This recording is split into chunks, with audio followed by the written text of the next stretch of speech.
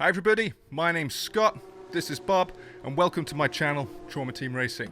Now this is a new series I'm trying out where I'm doing a sort of iRacing diary chronicling my adventures at the moment, trying to get from D class to C class. As always with my channel, I'm going to hopefully keep it somewhat educational, and we can all learn from my pitfalls and hopefully some of my successes along the way. Now this is a new series I'm trying out, so I'd be particularly interested to hear your feedback in the comments section below. Are you happy with the length? Would you rather have it longer or shorter? Etc. If you like this content, please hit the like button. If you're new here, hit that subscribe button, and I hope you enjoy. And hold on. Yep, just getting word in. We're ready to go, so roll the intro.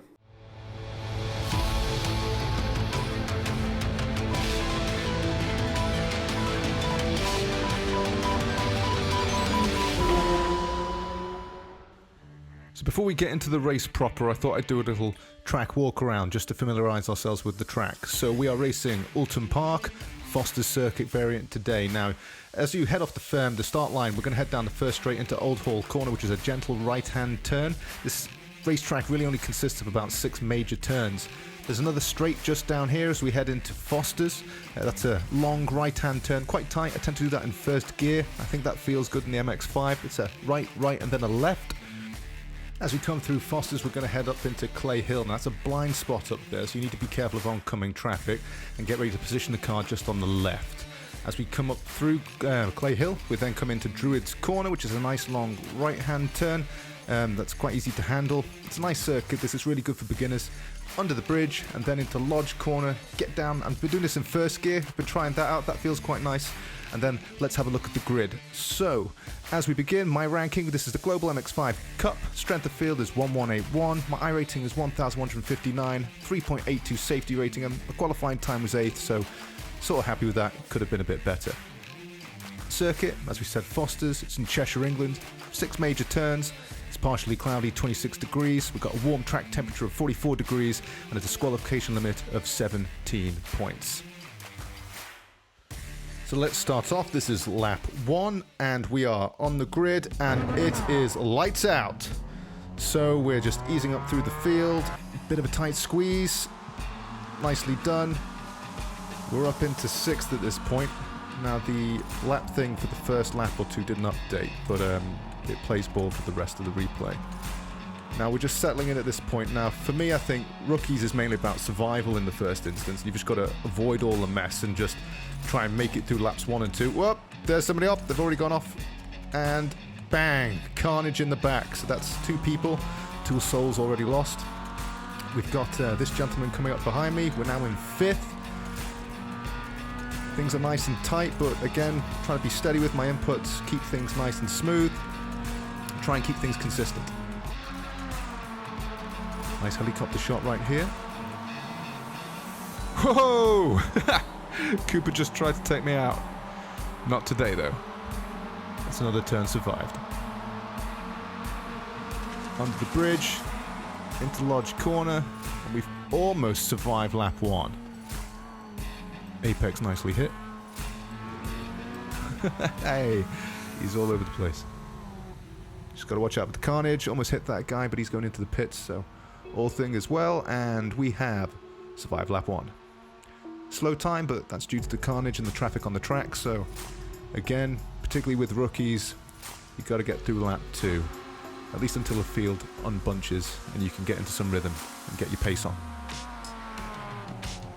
Now, as we can see here, Walter is deciding to take a detour across the grass. And for the Carnage, someone else has gone off track. That's Stevens, and he has given me P3.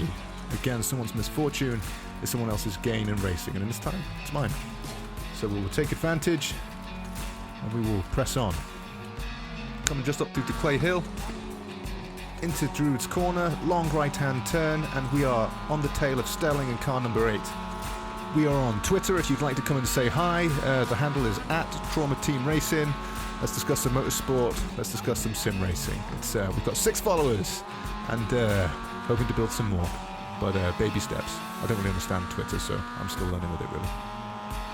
And we're just coming to the end of lap 3 as well. Nice helicopter shot again. Love that camera. And we're on to lap 4. Old Hall Corner. Nice right-hand turn. Whole width of the track. Nicely job. Again, if just paying attention to the telemetry, trying to be smooth with my inputs, a little bit jittery on the accelerator sometimes. Again, that's something for me to improve. Down into gear 1. Apex nicely hit. Gently back on the accelerator, trying to use that whole corner, and trying to pick up some time on the gentleman just ahead. Now, he is pulling away bit by bit. This guy is quicker. This is something I struggle with, particularly as the race goes on. I'm usually quite good at the beginning, and then kind of the pace drops off a little bit, particularly as tiredness, fatigue fits in, and you know, the concentration levels wane as well. And this is only a 15-lap race, but I definitely need more practice. Into lap 6 now, and we're just cruising. We're trying to just get into a rhythm. We did a fastest lap there. That's 1 minute 9.436. That's the fastest lap of this race. So quite happy with that. I've done a 108 in practice. I have done that in a qualifying session, but not this qualifying session. We started a bit later. Not really much action for the next couple of laps, so we'll breeze through these pretty quickly. And let's just fast forward ahead into lap 7, where we will focus on a little bit of the action just ahead. Now, here we go. Oh, a little bit of a tap, and yep, some excellent racing. Oh, that's going to hurt. Again, Stelling spun out. Now we've just got to avoid him as we make the pass. And just about done. He's come over just behind me now, so he'll be hot on my tail, but we've just gained P2. So again, it's just about being consistent now and trying to hold on to it. He's gone off track there a little bit. He'll pay for that, so that will buy me a couple of tenths, I would think. Coming into Fosters, I really like this corner. Right, down into first. I should probably try doing this in second. I'm still trying to figure this track out. It's simple, but I think there's definitely a lot of time to be gained. Now, he's awfully close behind me here. Now, notice that this gentleman's got a safety rating of 2.4, and his car's pretty bashed up, so I made a judgment call here. So I'm really want to keep on to third place. I don't want to write the car off, and I think battling with this gentleman is probably not the right idea. So I'll live to fight another day and aim for P3. P3 is mine, and as you can see, his pace is faster than mine, and I'm a little more conservative. I'm trying to get my safety rating up to, well, if I get to 4, I can get out of D class and into C class, and then I can start trying out the Porsche Cayman GT4, which was mentioned in my iRacing livery reveal video, which was the last one I made. Let's get into lap 11 now. Let's fast forward. Let's follow these two gentlemen, because this is key for the end of the race. So Stevens is coming hot up behind Walter. He's trying to make the pass. Again, this guy's got a, this is the only C-class gentleman on this race at the moment, and his pace is pretty good. Trying to make the pass, and Fosters is pretty hairy to make a pass through. Now, that guy's forced wide, but Stevens does get into P4, and as you can see just in the distance, yours truly is just going up over the horizon. Now, we've got to try and fend this guy off. Now, I haven't got a podium before, so the adrenaline has kicked in. Tiredness is also kicking in. You say tiredness, but when you're drilling the track over and over again, I find that I make a lot of unforced errors. That's something I've got to improve on.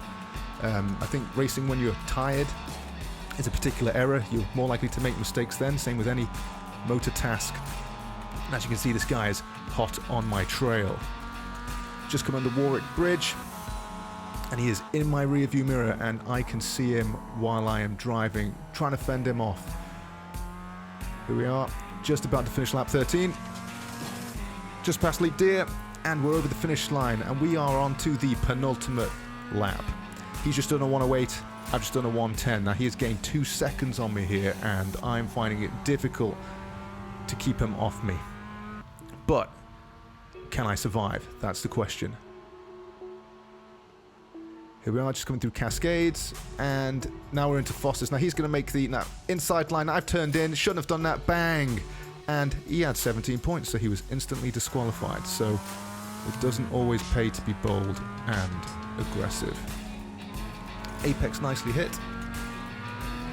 And we're just going down up into Clay Hill, up over the horizon, and final lap. Under the bridge, and we're just cruising at this point. As you can see, with a bit of good conflict, we've got 1 minute 14 for the last lap.